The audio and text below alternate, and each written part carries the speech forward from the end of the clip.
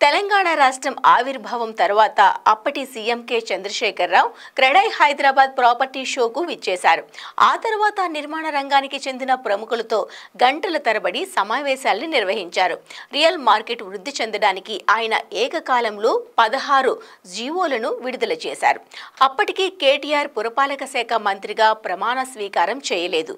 సరిగ్గా అదే రీతిలో ప్రస్తుత ముఖ్యమంత్రి రేవంత్ రెడ్డి క్రెడై హైదరాబాద్ ప్రాపర్టీ షోకు విచ్చేశారు. నగర నిర్మాణ రంగంలో సరికొత్త ఆత్మవిశ్వాసాన్ని నింపారు.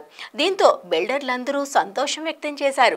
మరి CM Revanth Reddy real estate stake హోల్డర్లతో సమావేశాల్ని ఎప్పుడు నిర్వహిస్తారు? ఈ రంగాన్ని ప్రోత్సహించేందుకు ఎలాంటి చర్యలను తీసుకుంటారని ప్రజలు ఆసక్తిగా ఎదురు చూస్తున్నారు. కొత్త బయ్యర్లు ముందుకొచ్చి ఇళ్లను కొనేందుకు స్టాంప్ డ్యూటీ, రిజిస్ట్రేషన్ ఛార్జీలను తగ్గించాలని ప్రజలు కోరుతున్నారు.